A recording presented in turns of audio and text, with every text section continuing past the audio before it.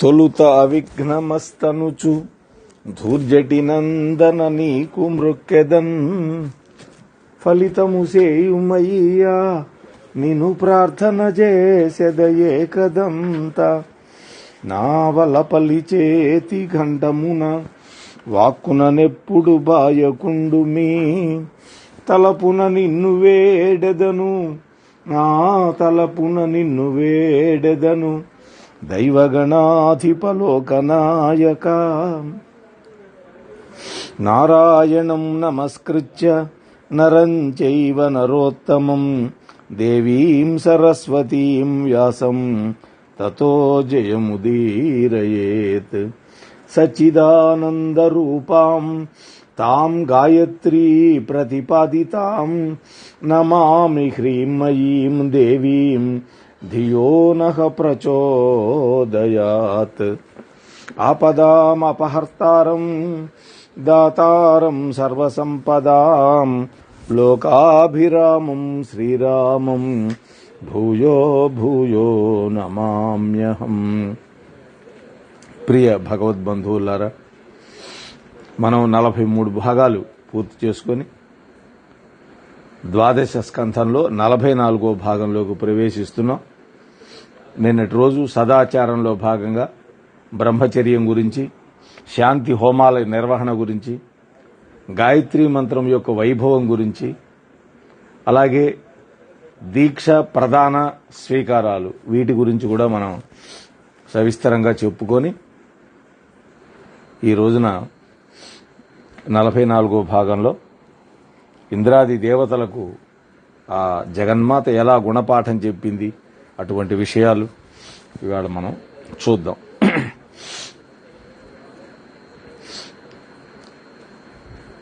పూర్వకాలంలో మదోద్ధతులైనటువంటి దైత్యులు దేవతలతో యుద్ధం చేశారు. అది 100 ఏళ్లు సాగింది.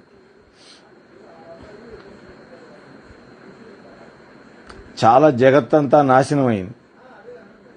ఎట్టకేలకు పరాశక్తి యొక్క కృప వల్ల దేవతలు ఆ యుద్ధంలో జయించారు. దైత్యులు స్వర్గాన్ని భూగోళాన్ని విడిచిపెట్టి వాళ్ళ కేటాయించిన పాతాళానికి పారిపోయి తలదాచుకున్నారు. వాస్తవంగా వాళ్ళది పాతాళం, వాళ్ళకి ఇచ్చాడు భగవంతుడు. అది వాళ్ళు ఏం చేస్తారు, వాళ్ళకి ఇచ్చిన దాంతో తృప్తి పడకుండా భూలోకం స్వర్గలోకం ఆక్యుపై చేయాలని వాళ్ళు ప్రయత్నం చేస్తారు. అందువల్ల వాళ్ళు యుద్ధంలో ఒక్కోసారి వాళ్ళు గెలుస్తారు, ఒక్కోసారి దేవతలు గెలుస్తారు. అయితే జగన్మాతను ప్రార్థించి యుద్ధానికి వెళితే దేవతలకు విజయం వస్తుంది. ఇది అయితే అలా గెలిచిన తర్వాత దేవతల్లో అంతా కూడా తమ యొక్క ప్రయోజకత్వమే అనుకొని తమ తమ పరాక్రమాలని పొగుడుకుంటూ మోహ విభ్రాంతిలో పడి జబ్బలు చరుచుకుంటున్నారు. వాళ్ళని వాళ్లే పొగుడుకుంటున్నారు. మానవులకు ఉంది ఈ గుణం, దేవతలైనా కూడా ఈ గుణం పోలా. వాస్తవంగా ఇట్లాంటి గుణం మానవులకు ఉండేది. ఎందుకని, మనం ఏదైనా ఒక పని సాధించగలిగితే నా ప్రతిభ అనుకుంటాం. అందులో గనక ఏదైనా ఓటమి సంభవిస్తే రే దేవుడు అనుగ్రహం లేదంటాడు వీడు. అంతే తప్ప ఆ పని సాధించినప్పుడు భగవంతుడు దయ వల్ల నేను సాధించానని ఆ విజయాన్ని భగవంతుడు గనక కట్టబెడితే వీడికి సమస్య రాదు. కానీ ఉండదే. సరే, మనకు జయం కలక్క చస్తుందిట్రా, మన మహిమ అటువంటిది. మనం సర్వోత్తములం, మహావీరులం. మన ముందు ఆ దైత్యులంతా. ఇది వాళ్ళ యొక్క చర్చ. ఆ దైత్యులు పిరికి పొందలు, వాళ్ళకెక్కడది పరాక్రమం. మనమా మహాయశస్సులం, మంచి తేజస్సుంది మనకి. అదే కాదు, సృష్టి స్థితి లయకి మనమే కదా కారణం, దేవతలమే. అందుకని దైత్యులు మనకో లెక్క. ఇది వాళ్ళ భావన. ఇలా మోహం తలకెక్కింది. పరాశక్తి మహిమను పూర్తిగా మర్చిపోయారు. అలా చిందులు తొక్కుతున్నటువంటి దేవతలను చూసింది జగదంబిక. కోపం రాలామెకి, జాలి కలిగింది. అయ్యో నా బిడ్డలు పాడైపోతున్నారని. చూశారా, వెంటనే వాళ్ళని కరుణిద్దామని ఒక యక్ష రూపంలో అక్కడ అవతరించింది. ఆ రూపం ఎలా ఉంది? కోటి సూర్యుల యొక్క కాంతి ఉంటే ఎంత ఉంటుందో అంత ఉంది. అలాగే కోటి మంది చంద్రులు ఉంటే ఎంత చల్లదనం ఉందో అలా ఉంది. ఎప్పుడూ ఎక్కడ విన్నది కాదు, కన్నది కాదు ఆ రూపం. ఆ తేజస్సు పరమ సుందరంగా అద్భుతంగా ఉంది. వెంటనే దేవతలు ఏంటిది ఇదంతా దైత్యుల యొక్క దుశ్చేష్ట కాదు కదా, ఏదో తెలియని మహామాయ కాదు కదా, మనం దేవతలు మనకే ఇంత ఆశ్చర్యం కలుగుతుంది అంటే దీన్ని ఎవరు నిర్మించి ఇలా పంపించి ఉంటారు అని వాళ్ళలో వాళ్ళు అనుకున్నారు. అనుకోని దేవతలంతా గుంపులు కూడి చర్చలు జరిపారు. ఆ రూపం దగ్గరికి వెళ్ళి ఎవరు నువ్వని అడగాలి, పుట్టు పూర్వోత్తరాలు తెలుసుకోవాలనుకున్నారు, బలాబలాలు తేల్చుకోవాలనుకున్నారు అని ఒక వ్యూహం రచించుకున్నారు. వెంటనే ఇంద్రుడు కదా వాళ్ళ నాయకుడు, అగ్నిదేవుడిని పిలిచాడు. ఓ అగ్నిదేవా, దేవతలకు నువ్వే కదా ముఖస్థానీయుడివి, అంటే నీ ముఖంగా కదా మా అందరికీ హవిస్సులు వచ్చేది, అందువల్ల నువ్వే వెళ్ళు, మొదట అదేంటో తెలుసుకో అని ఆదేశించాడు. ఈయన వెళ్ళాడు అక్కడికి. ఈయన వెళ్ళగానే ఆ యక్షరూపమే ఈయన్ని ప్రశ్నేసింది, నువ్వెవడివి అని అడిగింది. నీ శక్తి ఎంతో చెప్పమంది. అప్పుడు ఈయన అన్నాడు, నేను అగ్నిని, నన్ను జాతవేదసుడు అంటారు, అన్నిటినీ దహించి వేయగల శక్తి నాది అన్నాడు. ఓహో అలాగా, అటైతే ఇదిగో ఈ గడ్డి పరకి ఇక్కడ పడేస్తున్నా, నువ్వెంతో శక్తి ఉంటున్నా అన్నావు కదా నీలో, ఈ గడ్డి పరకని దహించు చూద్దాం అన్నది. అప్పుడు అగ్నిదేవుడు ఎంతగానో ప్రయత్నించాడు, తన బలమంతా కూడగట్టుకొని మరీ ప్రయత్నించాడు ఆ గడ్డి పరకను తగలబెట్టడానికి. కానీ ఎంతసేపటికి ఆ గడ్డి పరకని ఏం చేయలేకపోయాడు. సిగ్గుతో తలకాయ దించుకొని అంతుపట్టక ఇంద్రుడి దగ్గరికి పరిగెత్తుకుంటూ వచ్చాడు. దేవతలంతా ఒక్కసారి గుమిగూడి ఏంటో ఏంటో తెలుసుకొని వచ్చావా అన్నారు. అగ్నిదేవుడు సిగ్గుతో ముఖం దించుకొని జరిగిందంతా చెప్పాడు. మన బతుకులు వట్టి బూటకాలయ్యా, వృధాగా అభిమానంతో విర్రవీగుతున్నాం, చీచి అని ముగించి అక్కడి నుంచి వెళ్ళిపోయాడు. ఇంద్రుడికి పట్టుదల పెరిగింది. వెంటనే వాయుదేవుడిని పిలిచాడు. ఓ వాయుదేవా, జగత్తులో అంతటా నువ్వే నిండి ఉంటావు కదా, నీ కదలికల వల్లే కదా అన్నీ కదిలేది, అలాగే నువ్వుంటే కదా అన్ని జీవులు ప్రాణాలతో ఉంటాయి, అందుకని నువ్వు వెళ్ళి తెలుసుకోనరా, నీకన్నా సమర్థులు ఎవరు నాకు కనపట్టలేదన్నాడు. పొగడంగానే ఎవడికి వాడికి గర్వం అని ఆ గాలిదేవుడికే కాస్త గాలి కొట్టి పంపించాడు అనుకుందాం కాసేపు. మనం కూడా అంటుంటాం గ్యాస్ కొడుతున్నారని. వాయుదేవుడు ఉబ్బిపోయాడు, వేగంగా పోయినాడు. యక్షరూపం మళ్ళీ అదే ప్రశ్న వేసింది, ఎవడివి నువ్వు అంది, నీ శక్తి ఏంది అన్నది. నేను వాయువుని, సర్వశక్తి సంపన్నుణ్ణి, దేన్నైనా ఎగరగొట్టగలను, నా వల్లే ఈ జగత్తంతా బతుకుతుంది అని ఈయన ప్రగల్భాలేశాడు. అయితే ఇదిగో ఈ గడ్డి పరకని కదిలిచ్చు అన్నదా ఆ యక్షరూపం. అమ్మవారిగా లేదు ప్రస్తుతానికి. ఒకవేళ కదిలించలేకపోతే తలకాయ దించుకొని నోరు మూసుకొని అగ్నిదేవుడు ఎలా వెళ్ళిపోయాడు అలా కూడా పో అని అనేసింది. వాయుదేవుడికి అభిమానం పుడుచుకొచ్చింది. గట్టి ప్రయత్నంగా చేశాడు, కానీ గడ్డి పరకని ఒక్క నలుసు కూడా కదిలించలేకపోయాడు. సురంగభంగం అయింది. తలకాయ దించుకొని నోరు మూసుకొని పరిగెత్తాడు. వెళ్ళి ఆ ఇంద్రాదులకి ఈ జరిగిందంతా చెప్పాడు. అయ్యా, అదేంటో అసలు తెలియటం లేదు, దీన్ని బట్టి చూస్తే మనం అసమర్థులం, మనదంతా కూడా మిథ్యాబలం అనిపిస్తోంది నాకు, అదేదో అలౌకికమైనటువంటి యక్ష తేజస్సుగా ఉంది, ఆ తేజస్సు పరమ దారుణంగా ఉంది అనేసి వాయుదేవుడు కూడా జారుకున్నాడు. ఈసారి దేవతలంతా కలిసి ఇంద్రుడినే ఎగదోశారు. వాళ్ళు వీళ్ళు కాదయ్యా, నువ్వు కదా మాకు అధిపతివి, 3 లోకాలకే నువ్వు రాజువి, కాబట్టి దేవతలకి నాయకుడివి, యక్షుల్ని బాగా ఎరిగినటువంటి వాడివి కనుక నువ్వే వెళ్ళి అదేంటో తెలుసుకోనరా అన్నారు. అప్పుడు యక్షరూపాన్ని తరమడానికి ప్రయత్నించాడు ఇంద్రుడు. కానీ ఆ యక్షరూపమే ఈయన్ని తరిమింది.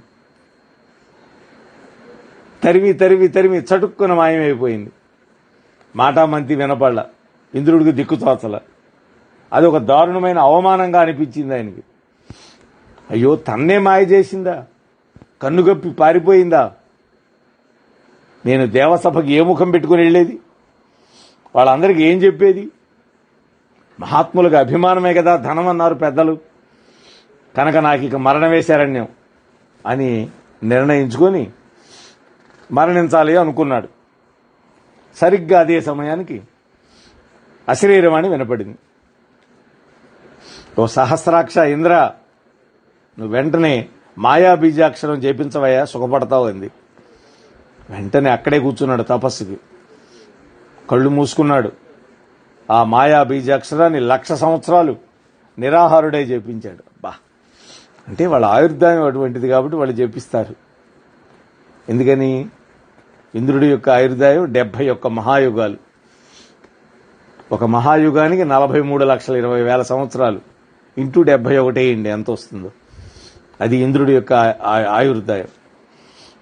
ఒక చైత్ర నవమి నాడు సూర్యుడు నడినెత్తికి వచ్చిన వేళ మళ్లీ అదే యక్షరూపం, అదే తేజఃపుంజం అదే ప్రదేశంలో అకస్మాత్తుగా ప్రత్యక్షమైంది. అయితే ఈసారి ఆ తేజోమండలానికి మధ్యలో ఒక నవ్వ యవ్వనంలో ఉన్నటువంటి కుమారి రూపం కనబడింది. మొదట్లో లేదది, యక్షరూపమే ఉంది. ఇప్పుడు మధ్యలో ఒక కుమారి రూపం కనపడింది. నవయవ్వనంలో ఉంది. అప్పుడు బాలసూర్యుడిలాగా ప్రకాశిస్తూ ఉంది. ఆ చేతుల్లో వరదహస్తం, పాశం, అంకుశం, అభయహస్తం, 4 ముద్రలు, రెండు చేతులు 2 ముద్రలు, 2 చేతుల్లో 2 ఆయుధాలు. ఒక చేతిలో పాశం, ఒక చేతిలో అంకుశం ధరించింది. ఆమె భక్తుల పాలిటి కల్పవృక్షం. ఆమె జగదంబిక. నానా రకాలైన ఆభరణాలు ధరించి ఉంది. 3 నేత్రాలున్నాయి ఆ తల్లికి. ఆమెకు 4 వైపులా 4 వేదాలు రూపుదాల్చి నిలబడి స్తోత్రం చేస్తున్నాయి. ఆమె 1,000,000 మంది మన్మధులు కలిస్తే ఎంత సౌందర్యంతో ఉంటారో అంత అందంగా ఉంది తల్లి. ఆమె ఎర్రటి వస్త్రాలు ధరించింది. అలాగే రక్తచందనం, ఎర్రచందనం పూసుకుంది శరీరానికి. ఆమె ఉమాదేవి, హైమవతి, నిర్వ్యాజ కరుణామూర్తి ఆ తల్లి. అలాంటి ఆ తల్లిని మహేంద్రుడు దర్శించాడు. ఇంకా ఆయన గుండెల్లో నుంచి భక్తి పొంగులెత్తింది. కన్నులు చెమ్మగిలినాయి. గొంతు గాద్గతికమైంది. మనకు కూడా ఎప్పుడైనా ఆనందం కలిగినప్పుడు గొంతు బొంగురు పోతుంది. అదే గద్గతం అంటారు దాన్ని. శరీరం పొలకించిపోయింది. ఉక్కిరి బిక్కిరై సాష్టాంగపడిపోయాడు. అప్పుడు ఆయన నోట్లో నుంచి స్తోత్రాలు వచ్చినాయి. అమ్మా, ఆ యక్షరూపం ఏంటి? ఎందుకు అలా అవతరించావు? ఇప్పటికీ అర్థం కావడం లేదు. అనుగ్రహించు తల్లి అని కోరుకున్నాడు. ఆమె కరుణా సముద్రురాలు కదా. ఇంద్ర, నా రూపమే పరబ్రహ్మమయ్యా. అది మాయాధిష్టానం, సర్వసాక్షి, నిరామయం. సర్వ వేదాలు ఏ పదాన్ని శిరసావహిస్తున్నాయో, సర్వ తపస్సులు సారాంశంగా ఏ పదాన్ని చూపుతున్నాయో, అలాగే సర్వ తపస్సులు దేన్ని కోరి బ్రహ్మచర్యం పాటించి ఘోరమైన తపస్సు చేసుకుంటున్నారో ఆ పదాన్ని ఒక్క ముక్కలో నీకు చెబుతాను, గ్రహించు అన్నది ఆ తల్లి. ఒక్క ముక్కలో చెబుతానంది. ఏమిటది? ఇది అద్భుతమైన శ్లోకం. ఓమిత్యేకాక్షరం బ్రహ్మ తదేవాహుశ్చ హ్రీమయం ద్వే బీజే మమ మంత్రేస్తో ముఖ్యత్వేన సురోత్తమా. నాయనా సురనాయక ఇంద్ర, ఓం అనేటువంటి ఒక్క అక్షరమే పరబ్రహ్మం. దాన్నే హ్రీమ్మయంగా పలుకుతుంటారు. ఇవి రెండే నా మంత్రంలో ముఖ్యమైనటువంటి బీజాక్షరాలు. ఓం హ్రీం, ఈ రెండు బీజాక్షరాలు. నన్ను నేను రెండు భాగాలుగా చేసుకొని జగత్తులు సృష్టిస్తున్నాను. అందులో ఒక భాగం ఓం, అది సచ్చిదానంద నామకం, అంటే సత్ చిత్ ఆనందం. రెండోది మాయా ప్రకృతి సంగీతం, ఆ మాయయే హ్రీం, అది పరాశక్తి. నేను శక్తిమతిని, ఈశ్వరిని. అలాగే చంద్రుడు వెన్నెలలాగా నేను నా మాయ అవిభాజ్యులం, విడదీయలేము. నేను వేరు, నా మాయ వేరు కాదు. ఈ మాయ నాదే. ప్రళయంలో సకల జగత్తులు నాలోనే లీనమై అభిన్నంగా ఉంటాయి. అయితే కర్మ పరిపాకం ఉంటుందే ప్రతి జీవికి. దానివల్ల పునఃసృష్టిలో పునర్జన్మలు, మళ్లీ రూపాలు నా నుంచి మళ్లీ వ్యక్తం అవుతూ ఉంటాయి. అంతర్ముఖాతు యావస్థా సా మాయేత్యభిధీయతి, బహిర్ముఖాతు యా మాయా తమ శబ్దేన శోచ్యతే. బహిర్ముఖాత్తరూపాత్ జాయతే సత్వసంభవః, రజోగుణస్తదేవ స్యాత్ సృష్ట్యాదౌ సురసత్తమా. ఓ ఇంద్ర, అంతర్ముఖమైనటువంటి అవస్థను మాయా అంటారు. అంతర్ముఖం అంటే లోపలికి వెళ్ళిపోతుంది, బయటకు కనపడదు. బహిర్ముఖమైన అవస్థ ఉందే, దాన్ని తమస్సు అంటే అజ్ఞానం, చీకటి. దాని నుంచి ప్రాణికోటి పుడుతుంది. సృష్టి సమయంలో అదే రజోగుణం అవుతుంది. అందుకే బ్రహ్మ విష్ణు మహేశ్వరులు 3 గుణాలు కలిగినటువంటి వాళ్ళు అయ్యారు. బ్రహ్మకి రజోగుణం, విష్ణుమూర్తికి సత్వగుణం, మహేశ్వరుడికి తమోగుణం. త్రిమూర్తులలో రజోగుణం ఎక్కువగా ఉంటుంది బ్రహ్మకి, మిగిలిన 2 గుణాలు తక్కువ ఉంటాయి. అలాగే విష్ణుమూర్తికి సత్వగుణం ఎక్కువగా ఉంటుంది, రజో తమో గుణాలు తక్కువ ఉంటాయి. అలాగే రుద్రుడికి తమో గుణం ఎక్కువ, రజోగుణం సత్వగుణం తక్కువగా ఉంటాయి. అలాగే స్థూల దేహో భవేత్ బ్రహ్మా, లింగదేహో హరిః స్మృతః, రుద్రస్తు కారణో దేహ స్తురీయో త్వహమేవ హి.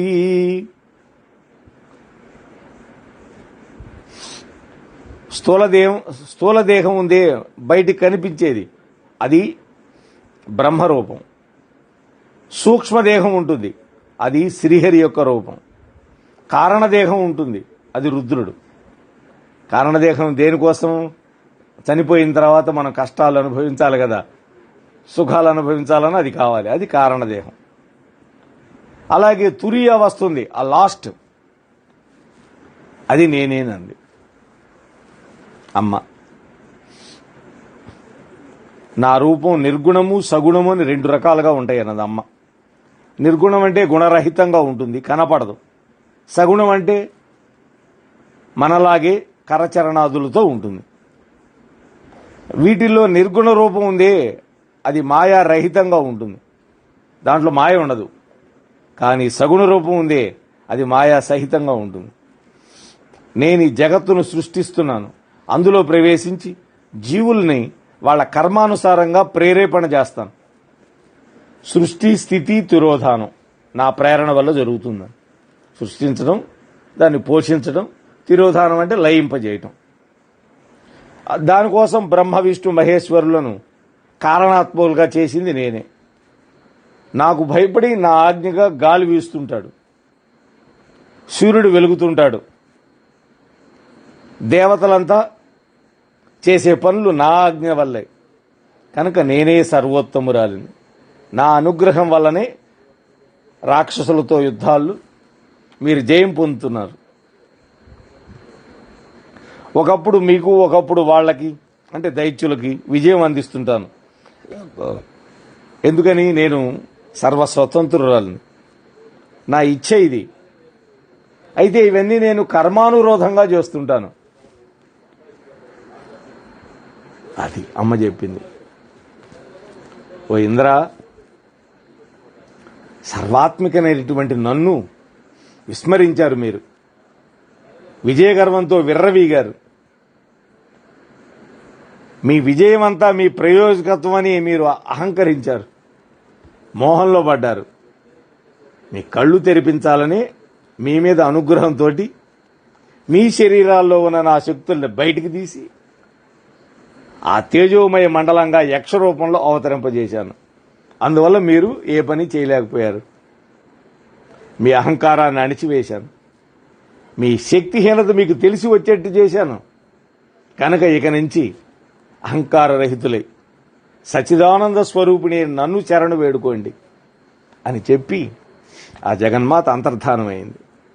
జనమేజయ, అప్పటి నుంచి ఇంద్రాది దేవతలందరూ అహంకారం విడిచిపెట్టి ఆ పరమేశ్వరి యొక్క పాదపద్మాలను ఉపాసించడం ప్రారంభించారయ్యా. 3 సంధ్యల్లో గాయత్రిని జపించడం, యజ్ఞభాగాలను ఆ మహాదేవికి నివేదన చేయడం, ఇలాంటి కార్యక్రమాలన్నీ అనుష్ఠానం చేశారు. ఈ రకంగా అందరూ కూడా సత్యయుగంలో గాయత్రి తత్పరులై జప నిష్ణాతులయ్యారు. గాయత్రి ఉపాసన ఒక్కటే నిత్య విధిగా వేదాలన్నీ కూడా ముక్తకంఠంలో చెబుతున్నాయన్న. ఇది ఒక్కటి చేస్తే చాలు, బ్రాహ్మణులకి వాళ్ళు కృతకృత్యులవుతారు. తక్కిన సత్కర్మలు ఏం చేసినా చేయకపోయినా పర్వాలేదు. గాయత్రి మాతని, గాయత్రి మంత్రాన్ని ప్రతి ద్విజుడు కూడా జపించడం వల్ల ముక్తి పొందుతాడని సాక్షాత్తు మనువే చెప్పాడు. అందుకని మొదటి యుగమైనటువంటి ఆ కృతయుగంలో ద్విజోత్తములందరూ కూడా గాయత్రి రూపంలో ఆ దేవి యొక్క పాదపద్మాలను ఉపాసన చేశారు. వాళ్ళంతా కూడా ఆనందాన్ని అనుభవించారు అని చెప్పి అమ్మవారు గాయత్రి యొక్క మహిమ చెప్పడానికి ఒక గౌతమ మహర్షి యొక్క కథని మనకు చెబుతోంది. అయితే జనమేజయుడు అడిగిన ప్రశ్నలకు వ్యాసుడు జవాబిస్తున్నాడు, ఇది మర్చిపోకూడదు. అలాగే సూత పౌరాణికుణ్ణి శౌనకాది మహర్షులు అడుగుతున్నారు. అలాగే నారదుడు నారాయణ మహర్షిని అడుగుతున్నారు. ఇదంతా కూడా సంవాద రూపంలో పురాణాలన్నీ ఉంటాయి. వ్యాస మహర్షి అంటున్నాడు, నాయనా జనమేజయ, ఒకప్పుడు ప్రాణికోటి కర్మవశాన 15 సంవత్సరాల పాటు కరువు ఏర్పడింది. అంటే మనం చేసుకున్న కర్మలే కరువు కాటకాలకు కారణం, తెలుసుకోవాలి. ఇది సత్కర్మలు చేస్తే కరువు కాటకాలు రావు. దుష్కర్మలు చేస్తే ఎక్కువైపోతే కరువు కాటకం రోగాలు ఇవన్నీ ప్రబలిపోతాయి. దానివల్ల జన నష్టం.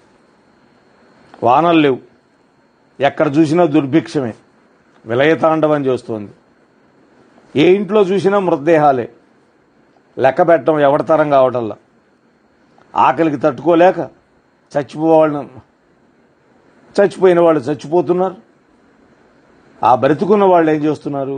పందుల్ని, కుక్కల్ని, గుర్రాలని, ఏ జంతువు దొరికితే ఆ జంతువుని చంపి కాల్చుకొని తింటున్నారు.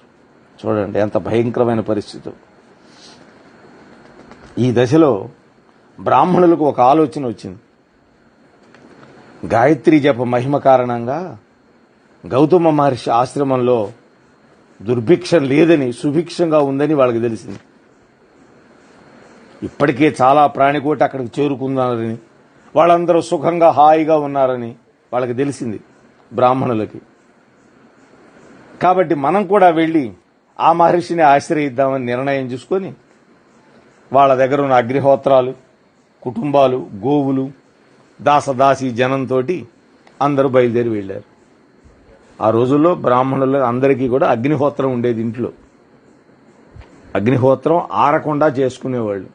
దాన్ని సంరక్షించే బాధ్యత భార్య చూసుకునేది. అందుకని ఇవాళ ఏమైంది? అగ్నిహోత్రాలు ఏ ఇంట్లో లేవు, బ్రాహ్మణుల ఇంట్లో కూడా లేవు. అది సాధ్యం కావటంలా కలియుగంలో. అందుకని శ్రాద్ధం పెట్టేటప్పుడు ఏం చేస్తాము? ఔపోసన అగ్ని అని అప్పటికప్పుడు అగ్నిని రగిల్చి దాంట్లో ముందు ఔపోసన చేసి ఆపోసన, దాని తర్వాత మనం ఆ శ్రాద్ధక సంబంధించినటువంటి అన్నాన్ని హుతం చేస్తాం. నిత్యాగ్నిహోత్రులు లేరు కాబట్టి, ఇది సాధ్యం కావట్లేదు కాబట్టి కలియుగంలో. కానీ ఆ రోజుల్లో బ్రాహ్మణులు వాళ్ళ అగ్నిహోత్రాన్ని వాళ్ళ ఎంబడి తీసుకెళ్తారన్నమాట. అంతమంది బ్రాహ్మణులను చూశాడు గౌతముడు. సగౌరవంగా నమస్కారం చేశాడు, అతిథి సత్కారాలు చేశాడు, వాళ్ళందరికీ కుశల ప్రశ్నలు వేశాడు. వాళ్ళు ఎందుకు వచ్చారో తెలుసుకున్నాడు. ముందు అందరికీ అభయం ఇచ్చాడు. అది మహాత్ముల యొక్క లక్షణం. కష్టాల్లో ఉన్న వాళ్ళకి అభయం ఇవ్వడమే మహాత్ముల లక్షణం. వెంటనే గౌతముడు, ఓ మహాత్ములారా, బ్రాహ్మణోత్తములారా, ఇది మీ ఇల్లే అనుకోండి, నేను మీ దాసుని అనుకోండి. ఈ దాసుడు ఉండగా మీకు చింత ఎందుకు? మీ వంటి తపోధనల రాక వల్ల నిజంగా నేను ధన్యుడయ్యాను. మీ దర్శన భాగ్యం వల్ల ఎవరికైనా దుష్కృత్యాలుంటే అవి సుకృతాలు అయిపోతాయి. మీరంతా ఇలా వచ్చి పాదధూళితో నా గృహాన్ని పావనం చేస్తున్నారు, నాకంటే ధన్యుడు ఎవరుంటారన్నాడు. ఇది మహాత్ముల మాట. అందువల్ల ఇక్కడే హాయిగా ఉండండి, మీ సంధ్యావందన జపతపాలు నిర్విఘ్నంగా చేసుకోండి ఇక్కడ అని అందరికీ ధైర్యం చెప్పాడు, ఊరడించాడు, వాళ్ళకి విడుదలన్నీ ఏర్పాటు చేశాడు. అప్పుడు తాను లోపలికెళ్ళి గాయత్రీదేవిని ప్రార్థన చేశాడు. మరి అంతమందిని పోషించాలంటే తన వల్ల అవుతుందా? అందుకని అమ్మవారిని ప్రార్థన చేస్తున్నాడు. నమో దేవి మహావిద్యే వేదమాతగం పరాత్పరే వ్యాహృత్యాది మహామంత్ర రూపే ప్రణవరూపిణి. ఓ మహావిద్య, వేదమాత, పరాత్పర, మహామంత్ర స్వరూపురాల, ఓంకార రూపిణి, హ్రీంకార రూపిణి, స్వాహ స్వధా స్వరూప, సకలార్థప్రదాయిని, నమో నమః నమో నమః అన్నాడు. అప్పుడు గౌతముడి యొక్క ప్రార్థనకు సంతోషపడింది గాయత్రీమాత. ప్రత్యక్షమైంది. అందరినీ అన్నపానాదులతో పోషించడానికి వీలుగా ఒక పూర్ణ పాత్ర ఇచ్చింది. అదే అక్షయ పాత్ర అంటాం మనం. పూర్ణ పాత్ర అంటే అక్షయ పాత్ర, ఎంత తీసినా తరగదు అని. మహాభారతంలో కూడా అరణ్య పర్వంలో ధర్మరాజు తనను ఆశ్రయించినటువంటి బ్రాహ్మణులని, పౌరులని పోషించడం కోసం సూర్యుని ఉపాసించి తెచ్చుకున్నాడు అక్షయ పాత్ర. ఇక్కడ గాయత్రి మాత ఇచ్చింది ఈయనకి. మహర్షి, నువ్వు ఏది కోరుకుంటే అది ఇస్తుందయ్యా, ఈ పాత్ర స్వీకరించు, కండిషన్స్ పెట్ల. అక్కడ కండిషన్ పెట్టాడు సూర్యుడు.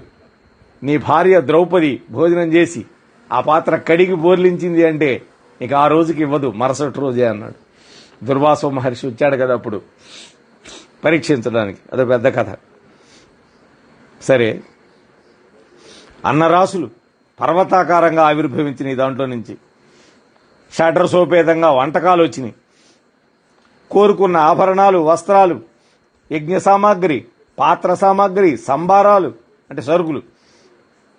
గౌతముడు ఏ క్షణాన ఏది కావాలంటే అది సమృద్ధిగా అందించింది ఆ గాయత్రి మాత ప్రసాదించినటువంటి పూర్ణ పాత్ర. ఆయన కోసం అడిగాడా ఇవన్నీ? అదే మహాత్ములు చేసే పని. తన దగ్గరికి ఆశ్రయించి వచ్చినటువంటి బ్రాహ్మణులకి, వాళ్ళ దాస జనానికి, వాళ్ళ వెంట వచ్చిన పశువులు, వాళ్ళందరికీ పంచిపెట్టాడు ఆ వస్తువులన్నీ. అలాగే గోవులు, దున్నపోతులు, బర్రెలు, అవి కూడా అందులోంచి పుట్టినాయి ఆ పాత్రలోంచి. వాటిని కూడా విప్రులకు బహుమానంగా ఇచ్చాడు. మరి పశువులు వస్తే వాటికి కావాల్సిన మేత రావద్దు, అది కూడా వచ్చింది అందులో నుంచే, వాళ్ళకిచ్చాడు. గౌతముడి యొక్క సూచన ప్రకారం అందరూ కలిసి అక్కడ అనేక యజ్ఞాలు చేశారు. ఎందుకని? పదార్థాలకు లోట్లేదుగా. ఆశ్రమ ప్రాంతం అంతా కూడా స్వర్గసీమలాగా మెరిసిపోతూ ఉంది, కళకళలాడిపోతుంది. విప్రులందరూ కూడా దేవపురుషుల్లాగా ఉన్నారు. వాళ్ళ భార్యలంతా దేవతా స్త్రీలుగా అనిపించారు. ఎందుకని అటువంటి వస్త్రాలు, అటువంటి ఆభరణాలన్నీ ఆ పాత్ర ఇచ్చింది కదా, అవన్నీ ధరిస్తున్నారు వాళ్ళు. ఆ ఆశ్రమ మండలంలో నిత్యోత్సవంగా కాలం గడుస్తోంది. అక్కడ రోగాలు లేవు, రాక్షస బాధలు లేవు, దొంగల భయం లేదు. మొత్తం అది 100 యోజనాల విస్తీర్ణంలో ఉంది ఆశ్రమం. అందువల్ల అక్కడికి రకరకాల ప్రాణికోటి అంతా ఆకర్షించబడి వచ్చింది. తెలిసి అందరూ వచ్చారు అక్కడికే. చావటం కంటే అక్కడికి వెళ్ళడం మంచిది కదా. ఎవరు వచ్చినా, ఎంతమంది వచ్చినా అందరికీ స్వాగతం పలికాడు గౌతముడు. అందరినీ పోషించాడు. ఇలా యజ్ఞయాగాలు నిరంతరం పుష్కలంగా జరుగుతూ ఉండటం వల్ల దేవతలు సంతోషించారు. చూడండి, యజ్ఞం జరిగితే దేవతలు సంతోషపడతారు. ఎందుకని? యజ్ఞంలో మనం సమర్పించిన హవిస్సులు వాళ్ళకి ఆహారం. అందుకని వాళ్ళు సంతోషపడితే ఏం చేస్తారు? వర్షం కురిపిస్తారు వాళ్లే. ఇక్కడ చూద్దాం. వాళ్ళందరూ సంతోషపడి గౌతమ మహర్షిని కీర్తించారు. ఇంద్రుడికైతే మరీ మరీ ఆనందం కలిగింది. ఆశ్రమంలో కల్పవృక్షం ఏదో ఉండుంటుంది, అందుకనే వాళ్ళ కోరికలు తీరుస్తున్నదేమో. లేకపోతే భూమండలం మొత్తం కరువు కాటకాలతోటి కటకట్లాడుతుంటే ఈ గౌతముడి యొక్క ఆశ్రమంలో ఇంత సమృద్ధిగా ఎలా వచ్చింది అని ఆయన అనుకున్నాడు. ఆయనకి తెలియదు అక్షయ పాత్ర ఉందని. 12 ఏళ్లు గడిచినాయి. అలా గౌతముడు అందరినీ పోషిస్తూనే ఉన్నాడు. అలాగని ఏ కొంచెం గర్వం లేదు ఆయనకి. అది మహాత్ముల లక్షణం. గాయత్రీదేవికి ఒక దివ్య మందిరం కూడా కట్టించాడు. ఆ మునులు, విప్రులు అక్కడికి చేరి భక్తి శ్రద్ధలతో 3 పూటల అర్చన చేస్తున్నారు. అమ్మకి మంత్ర పునశ్చరణలు కూడా చేస్తున్నారు. జనమేజయ, ఇప్పటికీ ఆ మందిరం అక్కడ ఉందయ్యా. ఆ గాయత్రీ మాత ఉదయం పూట బాలగా ఉంటుంది, మధ్యాహ్నం పూట యువతిగా, సాయంత్రం పూట వృద్ధురాలిగా దర్శనమిస్తుందయ్యా అని ఆ గాయత్రీ మాత వైభవాన్ని కూడా మనకి చెబుతూ ఉన్నాడు వ్యాస మహర్షి. ఇలా ఉండగా నారద మహర్షి ఒకరోజు అక్కడికి వచ్చాడు. గాయత్రి గుణగణాలను పాడుకుంటూ వచ్చాడు. ఊరికెరాల మహతీ వీణను మోగించుకుంటూ. ఆ మహర్షులంతా ఆనందంగా ఎదురు వెళ్లి ఆహ్వానించి తెచ్చి అతిథి మర్యాదలని చేసి ఆ సభా మధ్యంలో ఒక మంచి ఆసనం మీద కూర్చోబెట్టారు ఆయన. నారదుడు శాంత చిత్తుడై సంతోషం ప్రకటించాడు. గౌతముడి యొక్క కీర్తి ప్రశ్నలను ముల్లోకాల్లో కూడా వింటున్నానని ప్రశంసించాడు. ఎందుకని? ఆయన అన్ని లోకాలకు వెళతాడు కదా, త్రిలోక సంచారి నారద మహర్షి. ఇంద్రలోకంలో కూడా ఆ ఇంద్రుడు ప్రత్యేకంగా నిన్ను పొగుడుతున్నాడయా, అందుకని నిన్ను చూడాలనిపించి వచ్చానన్నాడు ఆయన. చూశారా? గాయత్రీదేవి అనుగ్రహానికి పాత్రుడవై ధన్యుడవై అన్నావు నువ్వు అని నారదుడు అన్నాడు. వెంటనే మందిరానికి వెళ్ళాడు. ఆయన కూడా గాయత్రీదేవిని దర్శించుకున్నాడు. ఆయన కళ్ళు వికసించినాయి. దివ్యమైన అనుభూతితో పరవశించి కీర్తనలు ఆలపించాడు అక్కడికక్కడే. మరికొంతసేపు ఆ గౌతముడితోటి, మహర్షులతోటి, ఆ బ్రాహ్మణులతోటి గడిపి దేవలోకానికి వెళ్ళిపోయాడు. ఆయన దేవర్షి కదా. ఇక ఆయన వెళ్ళిన తర్వాత ఇక్కడ మొదలైంది ముసలం. నారదుడు అంటే వాడు రావడం, ఈ గౌతముడిని పొగట్టం, దానికి తోడు ఇంద్రాది దేవతలంతా కూడా మెచ్చుకుంటున్నారని చెప్పడం, ఇదంతా ఇక్కడ బ్రాహ్మణులకి కంటగింపుగా మారింది. చూడండి, ప్రతి కులంలో ఉంటారు అట్లాంటి వాళ్ళు. ఆ కులం వాడు బాగుపడుతుంటే ఆ కులంలో ఉండవాడికే బాధ, ఈర్ష్య. ఇలా రోజు ఎవరో ఒకరు వస్తున్నారు మహాత్ములు, ఆ గౌతముడిని ఓహో ఆహో అంటున్నారు. తట్టుకోలేకపోతున్నారు వీళ్ళు. వీళ్ళలో అసూయ బయలుదేరింది. ఈర్ష్య, అసూయ అని 2 ఉంటాయి. ఈర్ష్య అంటేనే ఒకడు బాగుపడితే చూడలేని తనం ఈర్ష్య. అసూయ అంటే ఏంటో తెలుసా? మంచి గుణాలను కూడా చెడ్డ గుణాలుగా ఆరోపిస్తారు. అది అసూయ. ఒకడు దానం చేస్తున్నాడు, చేస్తున్నాడులే, అన్యాక్రాంతంగా సంపాదించాడుగా, పాపిష్టి సొమ్ము, పాపం పోవడానికి చేస్తున్నాడు అంటాడు వాడు. చూడండి, వాడు మంచి పని చేస్తున్నా వీడు హర్షించలేడు. అది అసూయ అన్నమాట. అసూయ చాలా డేంజరస్. మనం ఈర్ష్య, అసూయని జంట పదాలుగా వాడతాం. ఈ రెండింటికి వేరు వేరు అర్థాలు ఉన్నాయని పెద్దల వల్ల విని మీకు చెబుతున్నా. సరే, వీళ్ళలో అసూయ బయలుదేరింది. అందరూ చెవులు కూరుక్కొని ఒకనాడు ఒకచోట గుంపు కూడారు. తగిన సమయం చూసి వాత పెట్టాలి, ఇతడి యశస్సుకు అడ్డుకట్టేయాలనుకున్నారు. ఇది వీళ్ళ ఆలోచన, దిక్కుమాలిన ఆలోచన చేశారు. 15 ఏళ్లు గడిచినాయి. వానలు పడ్డాయి. ఎందుకు పడ్డాయి వానలు? వీళ్ళందరికీ చేసిన యజ్ఞాల ఫలితంగా వర్షాలు కురిపించారు. నేల పచ్చబడింది, పంటలు పండినాయి, కరువు తీరిపోయింది, నీళ్లు సమృద్ధిగా వచ్చినాయి కాలువల్లో, నదుల్లో. దేశమంతా మళ్ళీ సుభిక్షంగా ఉంది. అందుకని ఈ వార్తలు వీళ్ళకి చేరినాయి. ఈ బ్రాహ్మణులు మళ్ళీ రహస్య సమావేశం పెట్టుకున్నారు. ఇక ఎంతో మనకు పని లేదు, అన్ని చోట్ల వానలు పడ్డాయి, మన ఊళ్ళో కూడా పడ్డాయి, పంటలు పండుతాయి, కాబట్టి ఏదో ఒక వంకతో ఈ గౌతముని శాపం పెట్టి మన ప్రాంతాలకు హాయిగా వెళ్ళిపోదాం అనుకున్నారు. వాళ్ళు గౌతముడికి శాపం పెట్టాలనుకున్నారు. చూడండి, ఇన్నాళ్లు హాయిగా తిన్నారు కదా, హాయిగా అనుష్ఠానం చేసుకున్నారుగా ఈయన దయ వల్ల, కానీ మర్చిపోయారు. అదే కృతజ్ఞత. అది చాలా భయంకరమైన గుణం అన్నమాట. సరే, అందరూ కూడబలుక్కున్నారు. ఒక మాయా గోవుని సృష్టించారు. అది కూర్చుంటే లేవలేదు, లేస్తే నడవలేదు. అలాంటి దాన్ని ముసలిది అనమాట. ఇవాళ రేపు అన్నట్టుకుంది దాని పరిస్థితి.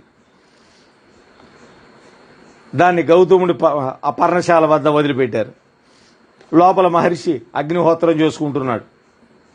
ఇది గుమ్మంలో నుంచి లోపలికి రాబోయింది. మహర్షి చూశాడు, గోవును కొట్టకూడదు, అందుకని ఈయన ఏం చేశాడు, హుమ్ హుమ్ అంటే అదిలిచ్చాడు మెల్లిగా. గోవును కొడితే రౌరవాది నరకాల్లో పడతారు.